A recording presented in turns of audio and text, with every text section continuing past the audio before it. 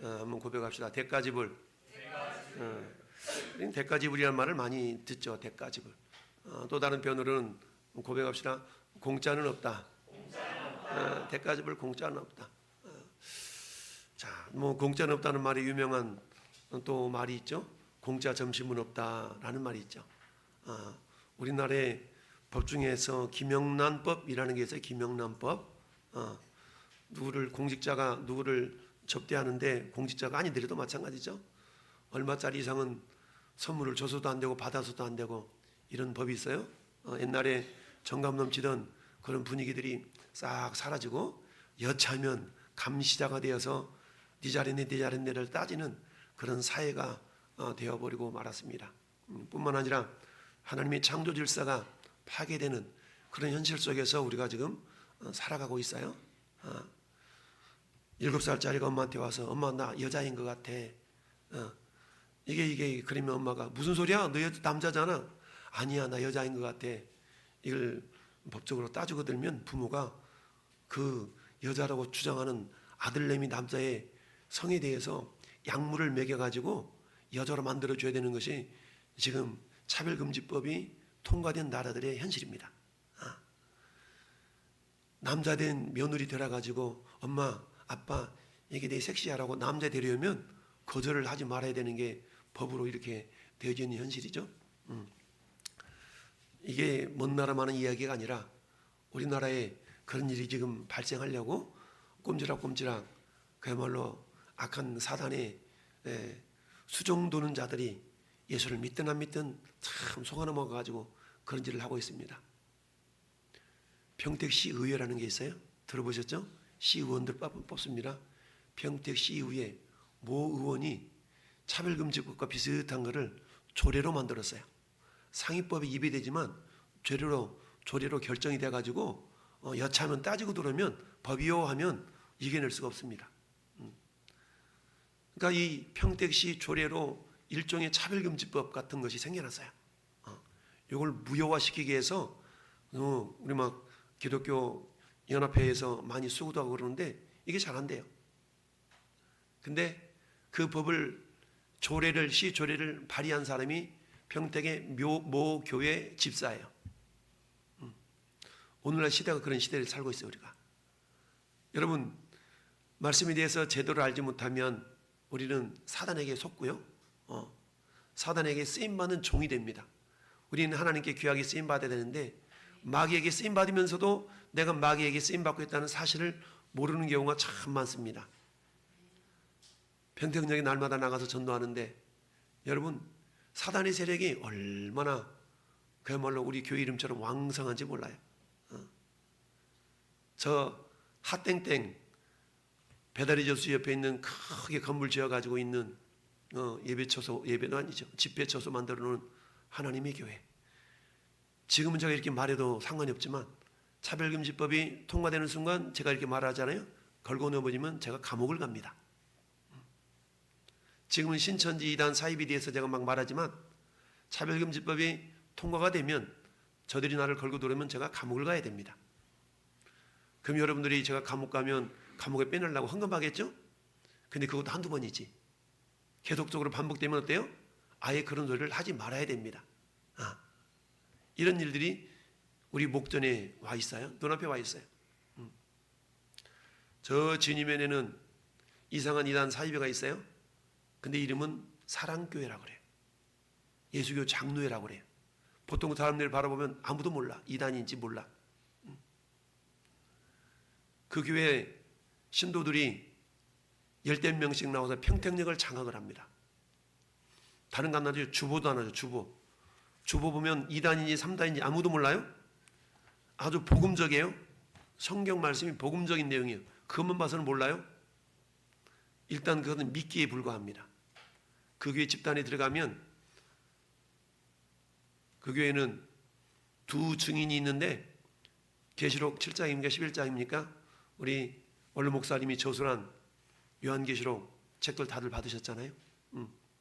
두 증인이 뭐냐? 우리 목사님은 교회 공동체에 대해서 두 증인의 모습으로 이렇게 표현되고 있는데 근데 이단들은 특징은 뭐냐면 그걸 이렇게 그 중에 한 사람이 나야, 우리 교회 교주야, 이런 것으로 이렇게 집중을 시킵니다. 그러면 생각해 보세요.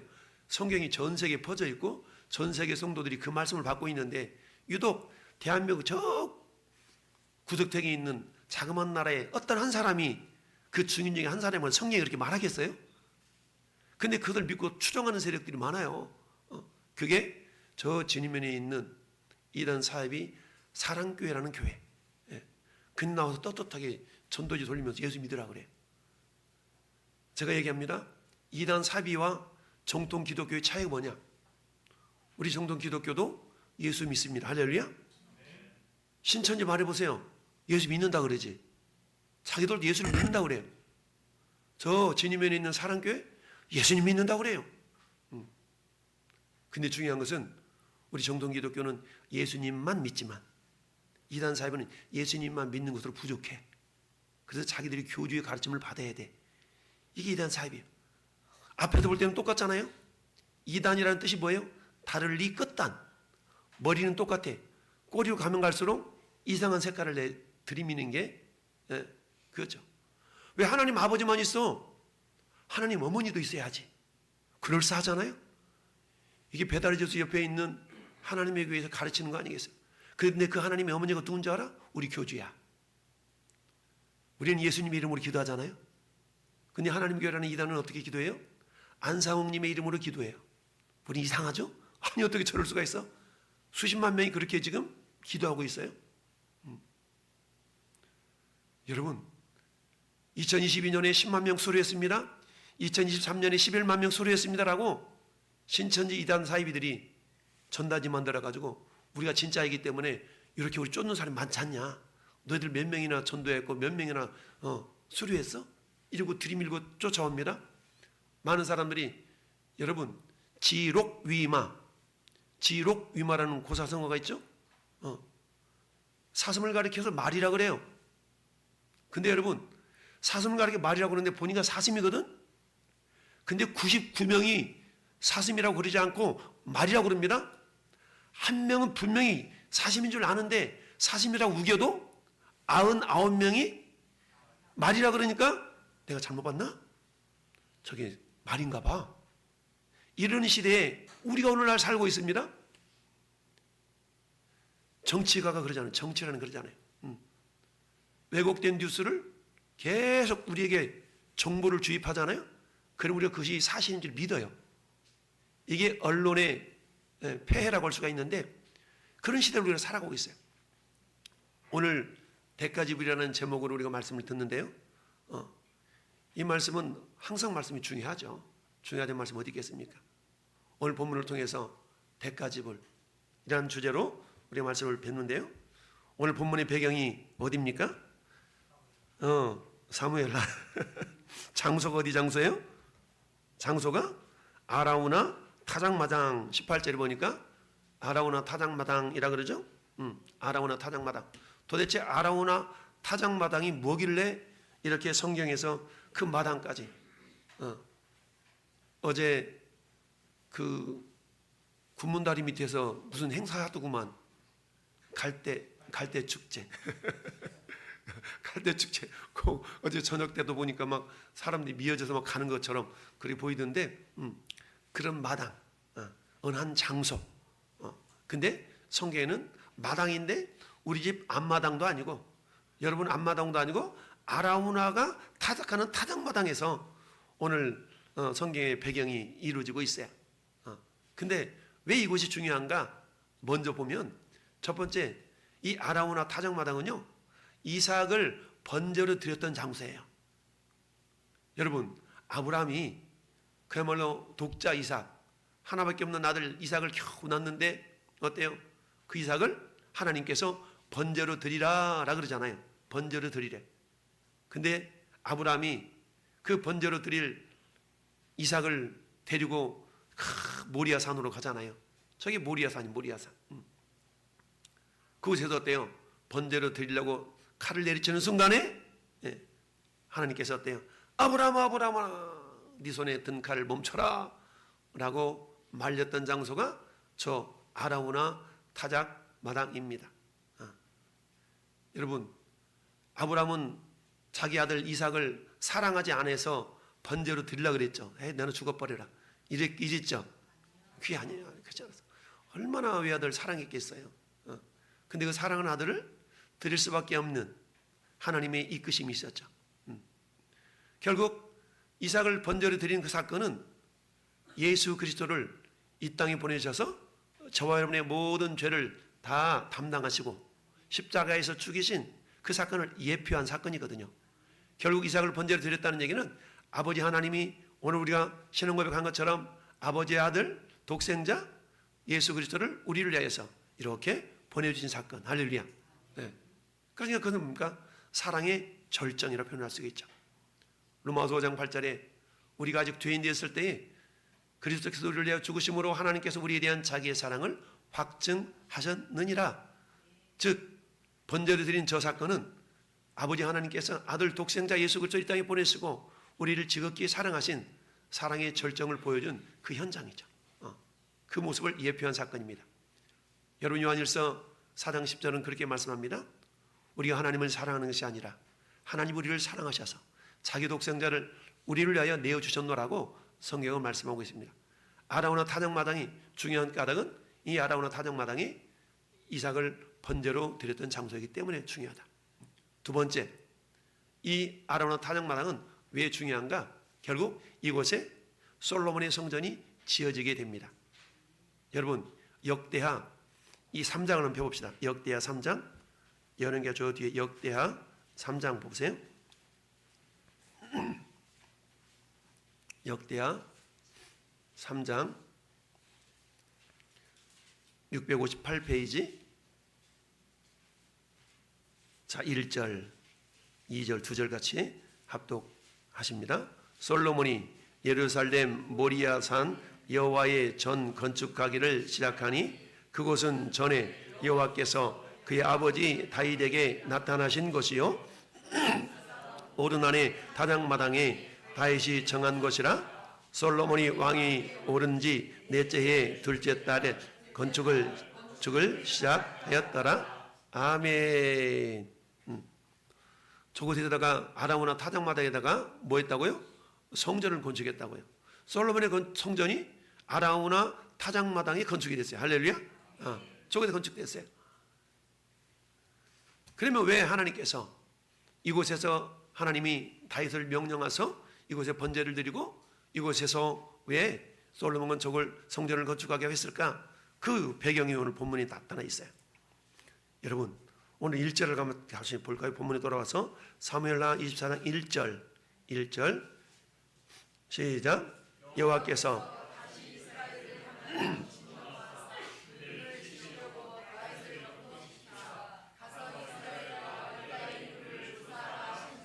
아멘. 여러분 우리나라는 5년마다 한 번씩 인구 센서스라 그래가지고 인구 조사를 하죠. 인구 통계 조사를 합니다. 5년에 한 번씩. 근데 요 24절만 달랑 1절만 봐서는 우리가 이게 뭐 잘못됐는데 라고 생각할 수가 있어요. 인구 조사하는 게 뭐가 잘못됐어요? 근데 이것 때문에 7만 명이 죽습니다. 요 1절 하나 때문에 7만 명이 죽어요. 엄청난 사건 아니겠어요? 이게 뭐가 잘못됐는데 다윗이 인구조사하는 게 뭐가 잘못됐길래 이랬을까? 그건 이런 거예요. 하나님이 다윗을 왕으로 세우시고 다윗을 통하여서 이스라엘 나라를 통일시키잖아요. 통일왕국이 되지 않습니까? 이렇게 돼서 결국 하나님의 은혜로 왕이 되었고 하나님의 은혜로 모든 나라가 평안하게 되었어요. 하나님께서 적들을 막아주셨고 다윗이 향하는 곳곳마다 하나님의 능력이 나타나도록 역사하셨던 겁니다. 그런데 이처럼 하나님 은혜를 주셨는데 다윗이 평안하게 앉아있다 보니까 야 우리나라가 대단한 거지 그지? 여보 우리 재산 참 많아 그지?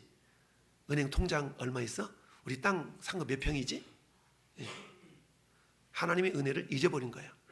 하나님이 자기를 통하여서 이스라엘 나라를 통치하고 있고 이스라엘 나라를 평안케 하셨다는 사실을 잊어버리고 내가 잘해서 이와 같은 평안한 나라가 되어졌고 그래도 군사가 이렇게 많지?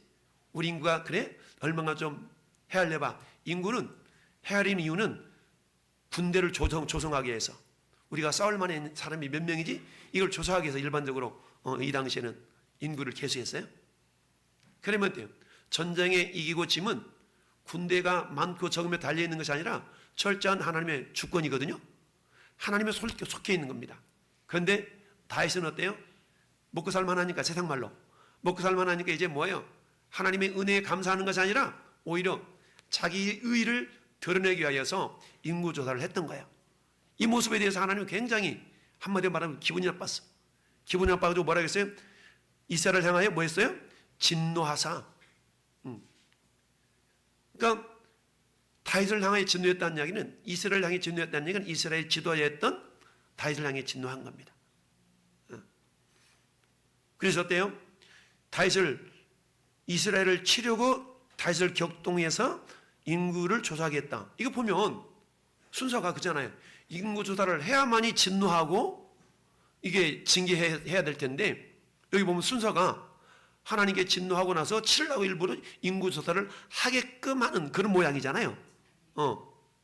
근데 여러분, 이게 역대상 22장 보면, 역대상 21장 저 뒤에 역대상 21장 보세요.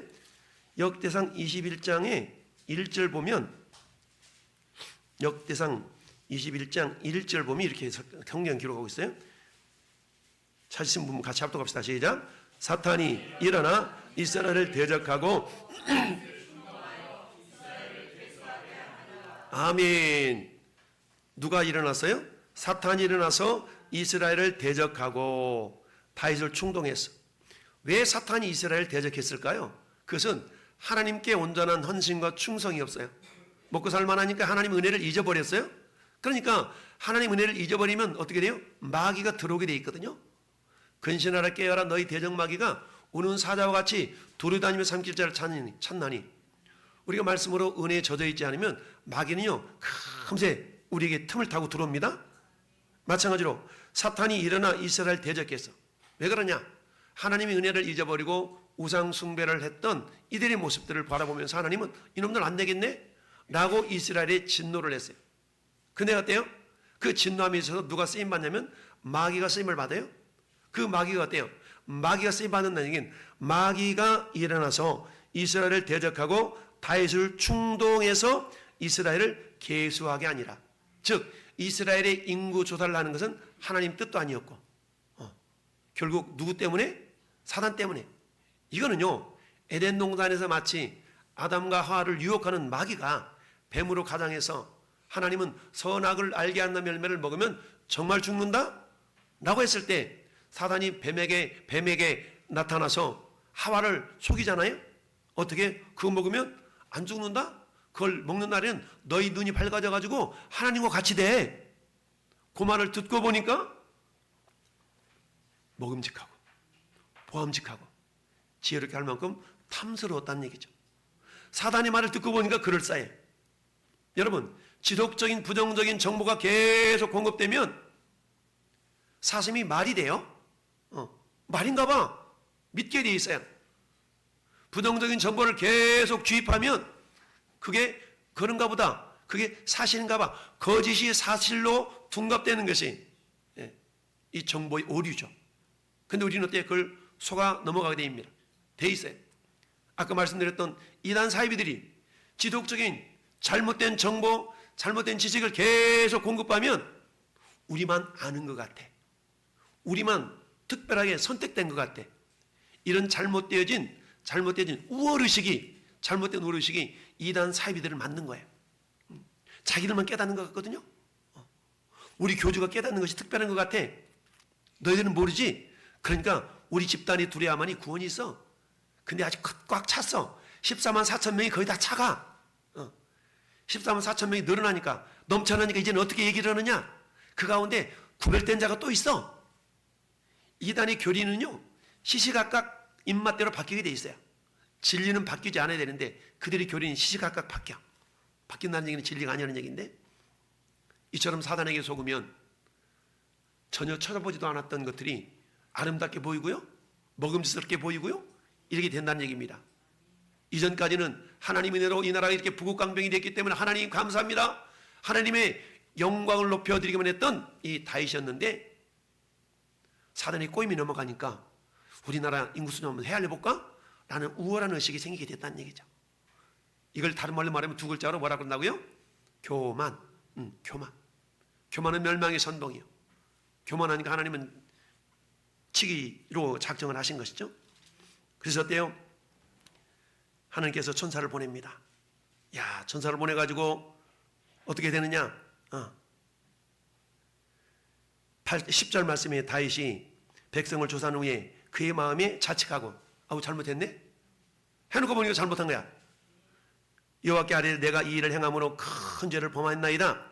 여호와여 이제 간구함나니 종의 죄를 사하여 주옵소서. 내가 심히 미련하게 행하였나이다. 이렇게 했습니다. 솔로몬이 건축한 자리, 솔로몬 성전이 건축된 곳. 여러분, 그럼 왜 아라우나 타작마당을, 저런 이유가 있지만 왜 아라우나 타작마당을 하나님께서 선택했을까? 저건 역사적인 근거고 우리가 저 속에 담겨져 있는 영적인 사실을 한 가지만 더 우리가 생각해 본다 그러면, 묵상해 본다면 이런 의미가 담겨져 있습니다. 자, 저기 위에 예루살렘이라는 성읍이 보이죠? 그리고 이쪽 보니까 영어로 알터라는 곳이 다윗이 단을 쌓고 번제를 드렸던 아라우나의 타작마당이에요. 저곳에다가 번제를 쌓았어요. 그리고 저 오른쪽 천사가 엔젤 위드 스워드, 천사가 뭐하고 있어요? 칼을 들고 있어. 칼 들고 있어. 천사가 칼 들고 지금 뭐라고 그래요? 죽이려고 작정하고 이렇게 서 있는 겁니다. 근데 여러분 오늘 본문에 봐서, 본문 와서 16절 보세요. 16절 시작. 천사가 예루살렘을 향하여 그의 손을 들어 멸하려 하더니 여호와께서 이 재앙 내리심을 뉘우치사 백성을 멸하는 천사에게 이르되 족하다. 이제는 내 손을 거두라 하시니 여호와의 사자가 옆 사람 아라우나의 타작마당 곁에 있는지라. 아멘.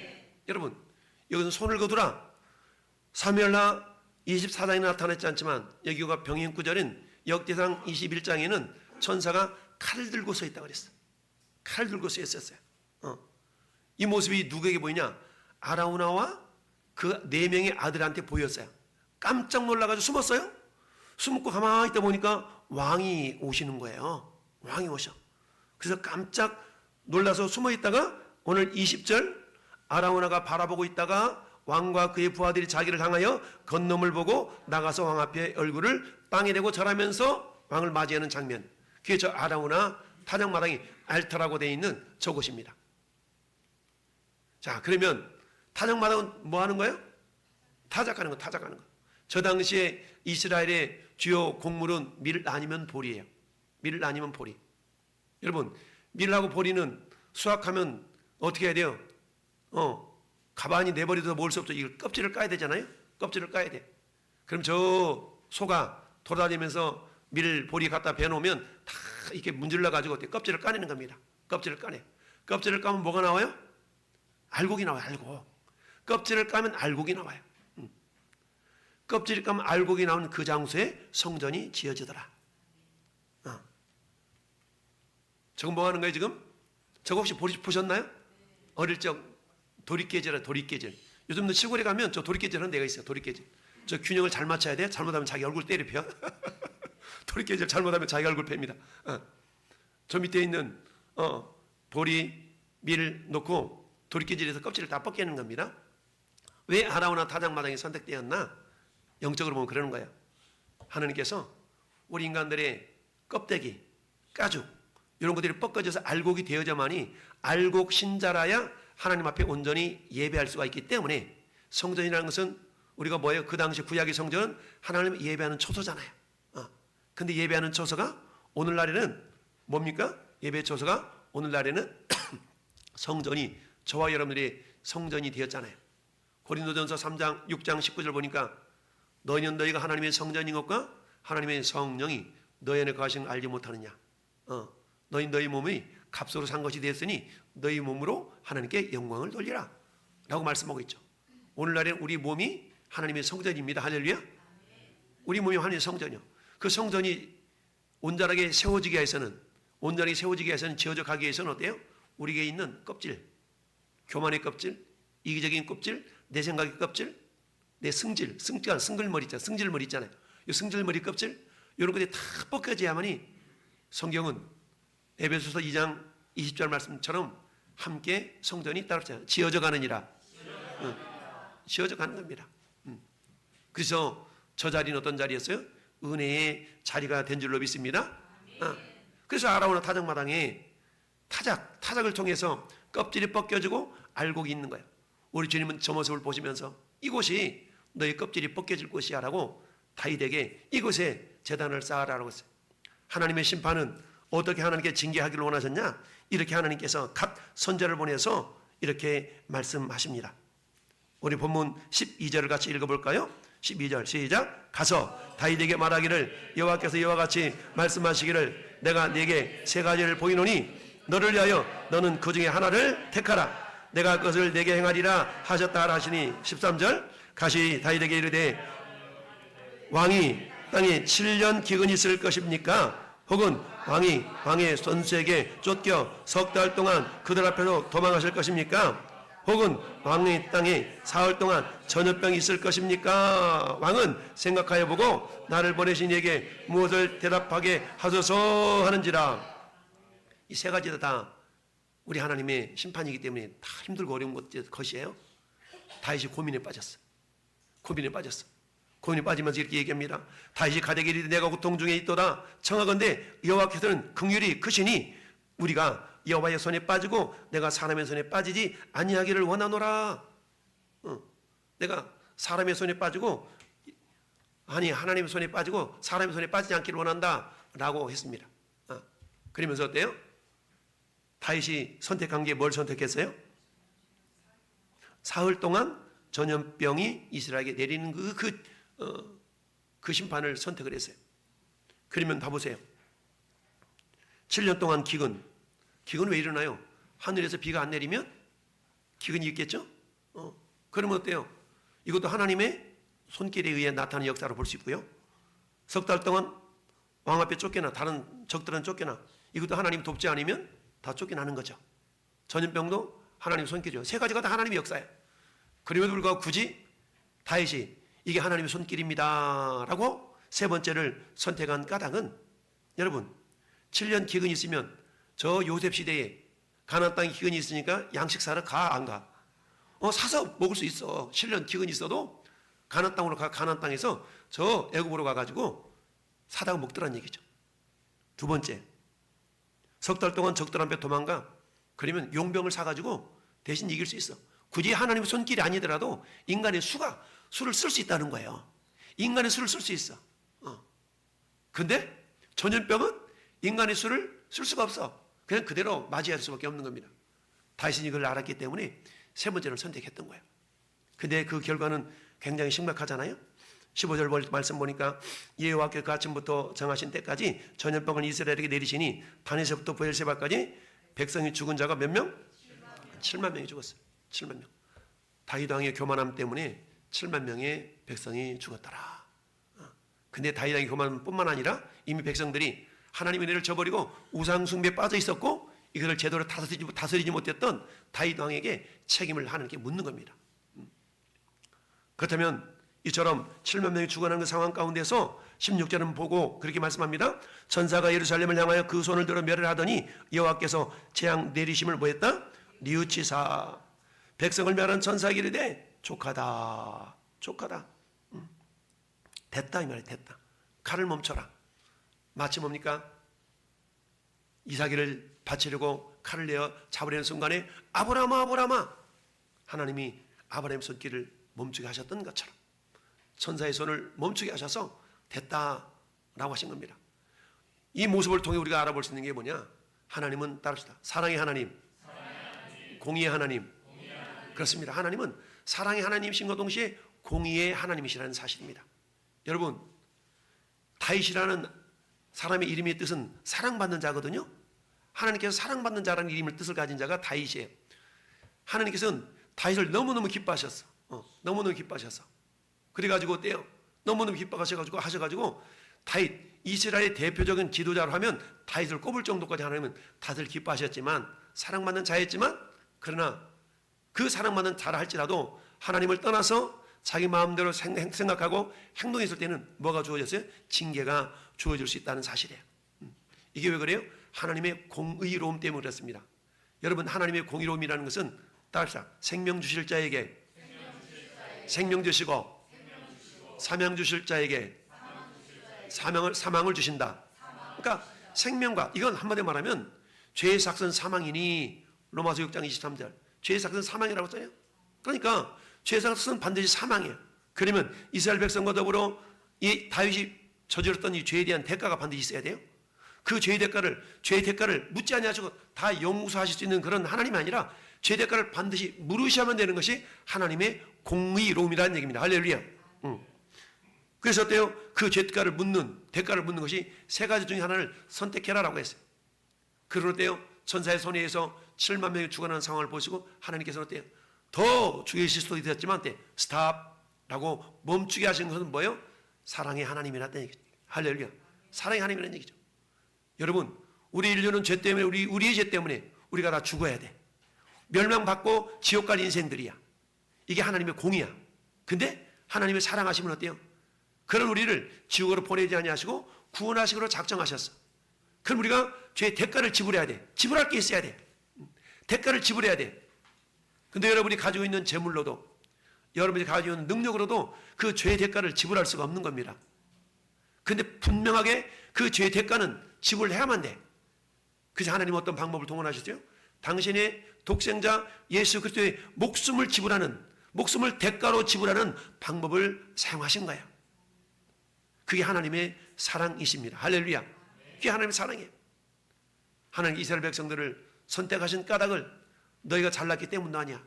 너희는 많은 지파 중, 많은 족속들, 많은 나라 가운데 가장 작은 나라들이야.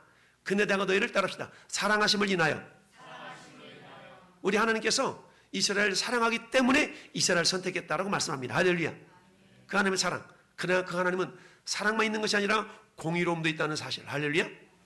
하나님이 사랑해서 이스라엘을 선택했지만 그들이 하나님을 저버리고 우상 숭배하고 죄악에 빠지는 그 모습을 바라보면서 내가 너 사랑하는데 라고만 계시지 아니하시고 그들을 다시 사랑으로 돌아오도록 하셔야 해서 그들을 책망하신 줄 믿습니다.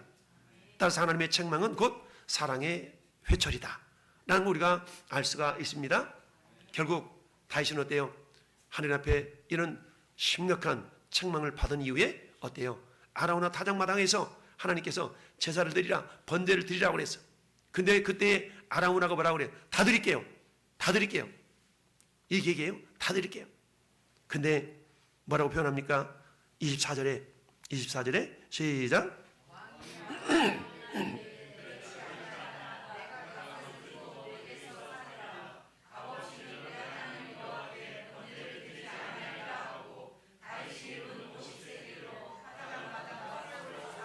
아멘. 다윗이 아닙니다. 나도 대가 지불을 해야지요.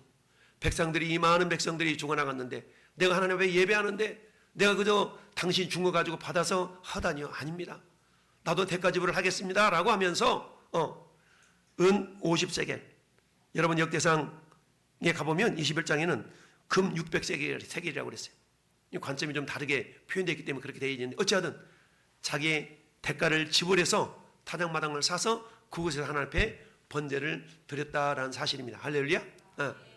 결국 번제를 드린 이후에 하나님께서는 죄의 사함을 하시고 그리고 어때요? 기도 응답을 받고 그들에게 내리는 재앙을 멈추게 하셨더라. 죄의 사함의 은혜가 임했다라는 얘기입니다. 여러분, 하나님은 사랑의 하나님이시지만 공의의 하나님이셔요. 근데 어때요? 우리가 하나님 앞에 범죄할 때 그 죄값을 반드시 물으신다는 사실, 그 대가를 우리는 지불해야만 됩니다.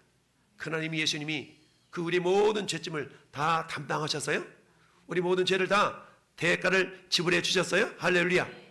여러분, 골로새서 2장 13절 말씀 보니까 이렇게 고백하고 있습니다. 또 범죄와 육체의 무할례로 죽었던 너희를 하나님이 그와 함께 살리시고, 따라합시다. 우리의 모든 죄를 사하시고, 모든 죄를 사하셨는데 누구의 피로? 예수님의 보혈로. 할렐루야. 예수님의 피로 다 사해 주셨어요. 우리가 죄사함 받은 것이 여러분 뭐 대가 지불했어요? 우리 대가 지불한 거 없어요. 죄의 삭은 사망이기 때문에 사망을 다시 되돌리기 위해서는 물리기 위해서는 대가가 지불이 돼야 돼요. 근데 우리는 어때요? 우리 힘과 능력으로 우리 재물로 그걸 지불할 수가 없기 때문에 자기의 독생자 예수 그리스도를 통하여서 우리의 죄값을 대신 지불하신 줄 믿습니다. 죄가를 대신 지불하시는 그런 방식으로 죄로부터 우리가 자유함을 얻을 수 있도록. 할렐루야. 다윗이 대가를 지불하고 단을 쌓고 하나님 앞에 제사함으로 죄사함을 받았듯이 우리 모든 죄값을 이미 예수님이 다 담당하신 줄 믿습니다. 그럼 오늘날 우리는 어때요? 이미 주님이 대가를 지불하셨고 우리는 예배자로 주님이 불러주셨는데 때로는 우리가 주님 앞에 범죄하고 회개하고 돌아와서 회개하면 다시 용서해 주시고 다시 용서해 주시고 이런 모습이 주님의 은혜인데 여러분 그럼에도 불구하고 어때? 우리 하나님 우리를 다시 사용하기를 원하셔요. 다윗이 범죄했지만 그 다윗을 다시 사용하기를 원하신 겁니다. 할렐루야. 왜냐? 다윗은 그 이름에 있는 것처럼 이미 사랑받는 자였거든요. 그래서 어때요? 이스라엘 수많은 왕들 가운데 하나님은 그 다윗을 내 마음에 합한 사람이다, 내 마음에 맞는 사람이다 라고 말씀하고 있죠.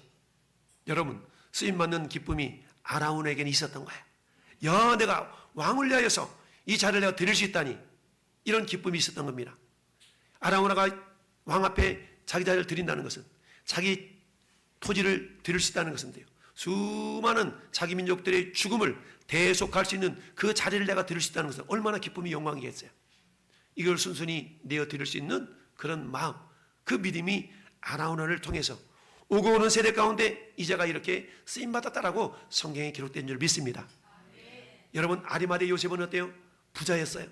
모든 부자가 다 하나님께 영광 돌리는 건 아니지만 아리마대 요셉은 자기가 들어가려고 파놓았던 무덤을 예수님을 위하여 내어드린 존재입니다. 할렐루야. 마리아는 어떻습니까? 300데나리온이나 되는 그런 향유를 깨서 주님 앞에 부어드렸던 존재입니다. 오고 오는 세대 가운데 이 여자의 행한 일도 기억하여 기념하게 하리라 라고 말씀하셨어요. 이런 것처럼 대가를 지불했던 많은 사람들, 오늘 다윗도 역시 마찬가지. 대가를 지불하여 하나님께 헌신하는 예배를 드렸을 때 하나님 그런 다윗을 받으시고 다윗을 다시 기쁘게 사용하신 줄 믿습니다. 그렇습니다. 오늘 시대에 살아가는 저와 여러분들, 여러분 다윗은 예수 그리스도의 예표예요. 그러면서 에스겔서 34장 23절에도 내가 한 목자를 그들 위에 세워 먹이게 하리니 그는 내 종 다윗이라. 그가 그들을 먹이고 그들의 목자가 될 것이라. 여러분 에스겔 시대는 어때요? 한참 다윗보다 뒤 세대잖아요. 근데 주님은 다윗을 세우겠대. 이 말씀은 예수 그리스도 된 예표로서 다윗을 지칭한 거거든요. 그래서 이 다윗은 이렇게 귀하게 쓰임받았습니다. 그렇다면 오늘 저와 여러분들도 아라우나처럼, 그리고 아리마대 요셉처럼, 그리고 마리아처럼 우리 주님께 귀하게 쓰임받는 은혜가 있기를 바랍니다. 그러기 위해서는 어때요? 전에 여러분들이 성전으로 지어져 가고 있어요. 성전으로 지어져 가고 있어. 아라우나 다장마당에 아들 솔로몬을 통해서 성전을 지으셨던 하나님은 이제 우리는 어때요? 예수 그리스도의 보혈의 터 위에 우리가 그 성전이, 내 몸이 성전이 되어져 지어져 가고 있어요. 할렐루야. 그렇다고 우리 어때요? 날마다 우리의 육신에, 우리의 인격의 껍질들을, 쭉정이들을 다 벗겨내야 될 줄로 믿습니다. 그럴 때 하나님께서 우리를 베드로전서 2장 9절 말씀처럼 왕 같은 제사장이요 거룩한 나라요 하나님의 소유가 된 백성으로 우리를 불러서 그의 기이한 빛을 선포하면서 선전하는 영광의 도구로 사용할 줄 믿습니다. 이 사람 함께 기도할 때 하나님 나를 이처럼 사용하시니 감사합니다. 주님 영광의 도구 되게 하여 주옵소서. 우리가 결론을 한번 고백하면서 함께 기도하기를 원합니다. 우리 같이 결론을 고백합시다. 사랑과 공의의 하나님 앞에 회개하기에 빠른 자 되어 대속의 은혜로 죄사함 받고 주님의 영광을 누리는 성도가 되자. 아멘.